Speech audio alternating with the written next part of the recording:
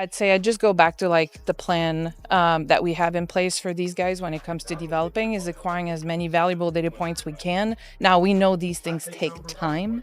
So what is that going to look like at the end of the year? I don't have a crystal ball to tell you, and I don't do every opportunity we will have to evaluate them. We will take.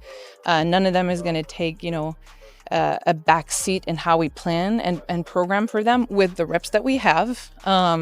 And then from there, we'll see what the spring brings, and we'll evaluate all possibilities like we always do. Catherine Hickman, the Cleveland Browns assistant GM, might have just accidentally revealed the team's plan for the future. While trying to downplay the idea of signing a new superstar quarterback in the upcoming draft, Hickman ended up letting some key details slip. She mentioned that the team is focusing on giving quality reps to the current quarterbacks on the roster, but also acknowledged that their development could take time. In doing so, she implicitly confirmed that the Browns are exploring all their options in the draft, including the possibility of adding a new QB to the mix. Now, this statement has raised some serious questions about the Browns' strategy moving forward. Are they fully committed to their current quarterbacks, or are they keeping a close eye on the draft for a potential game-changer at the position? Let's break it down and take a closer look at what this could mean for the team's future. The assistant GM of the Browns has unintentionally revealed the full plan, and it seems like they're playing both sides of the story. On one hand, they're pushing the narrative that they're focused on developing their current rookie quarterbacks to be ready to take charge. But on the other hand, they're actively looking for new rookies to bring in for the future.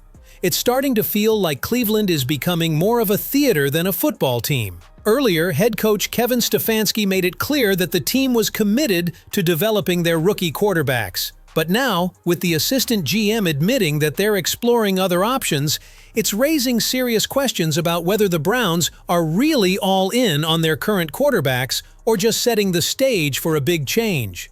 I don't concern myself with outside type of things, but I'm committed to his development, just like all of our rookies. So we'll continue to focus on getting our guys better, and that's what we'll stay committed to, and that's what's important to me. And it doesn't stop there. Despite the assistant GM claiming they're relying on Sheduer Sanders, both GM Andrew Berry and owner Jimmy Haslam were spotted on the sidelines at the Ohio vs. Texas game, seemingly to scout the highly touted Arch Manning. This raises serious questions about their commitment to Sanders, especially considering his impressive college stats, which actually outshine those of Manning, who still has a lot to prove. It feels incredibly disrespectful to Sheduer Sanders, who's shown real promise, only for the Browns to be eyeing Manning as a potential replacement. It's one thing to explore options, but it's another to openly chase after a quarterback who hasn't yet proven himself on the big stage, undermining the progress of someone who's already earned their place. Even more telling, coach Kevin Stefanski was also there, observing Arch Manning up close. When asked about it, he was quite adamant in admitting that yes, he was present at the game. In fact, he even expressed how excited he was about it, saying it was his first experience attending a college game like that. It's almost as if he's trying to make it seem like a harmless trip, but come on, it's clear he was there to scout Manning, a highly hyped prospect despite already having two highly rated quarterbacks on the roster. Now, let's take a moment to listen to exactly what Stefanski said about his attendance and what that could mean for the Browns' quarterback future. Kevin, can you tell us, did you go to the Ohio State-Texas game? Yes, I did. And what were your thoughts? Great experience. Good job, Coach Day and that crew. That's really the first big-time college football game I've ever been to. The Texas there didn't exactly go as planned for Arch Manning.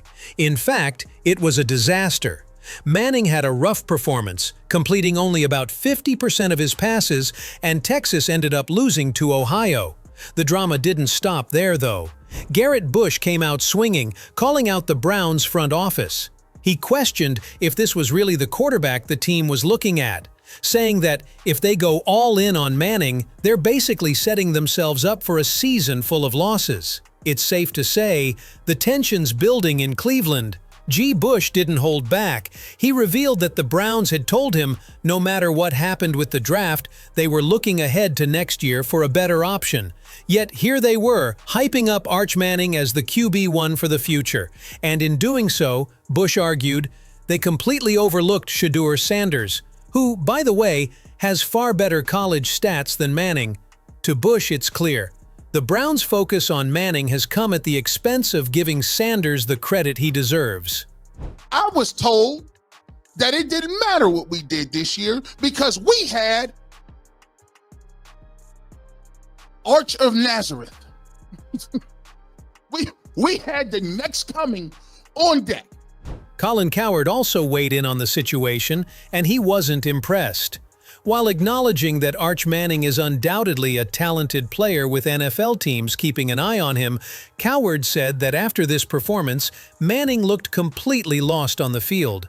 According to him, it seems like Manning hasn't put in the necessary work during the offseason, and his underperformance is only making matters worse. It looked like Darnold did not know how to play football.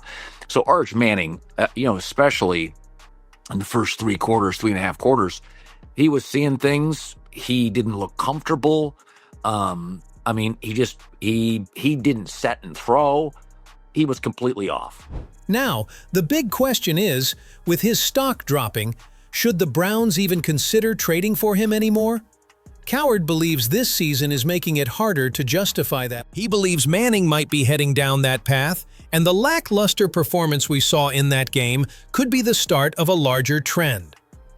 In conclusion, the situation surrounding the Cleveland Browns and their quarterback strategy is raising more questions than answers. Despite the team's efforts to portray a commitment to developing their current rookies, the actions of key figures like assistant GM Catherine Hickman, GM Andrew Berry, and head coach Kevin Stefanski suggest otherwise. Hickman's remarks about exploring all draft opportunities, combined with the Browns' interest in scouting top quarterbacks like Arch Manning, show a clear divide between what the organization is publicly saying and what they're actually doing behind the scenes. It's hard to ignore the implications of this. The Browns are sending a mixed message to their current quarterbacks, particularly Sheduer Sanders, who has performed admirably in college and deserves a chance to prove himself. Instead, the organization seems more focused on chasing after a hyped prospect like Manning, even though he's yet to prove himself on the field. This lack of clarity and consistency can only breed uncertainty within the team and fan base. The Browns need to decide whether they're fully invested in developing their existing talent or if they're going to continually look for the next big thing, leaving their current players in the lurch. The outcome of this strategy will undoubtedly shape the team's future. So what do you all think about this situation? Are the Browns truly committed to developing their current quarterbacks, or is this just a smokescreen to cover up their pursuit of new talent? Do you believe it's fair to keep Sheduer Sanders in limbo while the team chases after Arch Manning, who hasn't proven himself yet? How much of this quarterback drama is a reflection of Cleveland's overall strategy?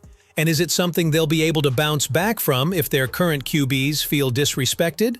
We'd love to hear your thoughts. Drop your comments below and let's get the conversation going.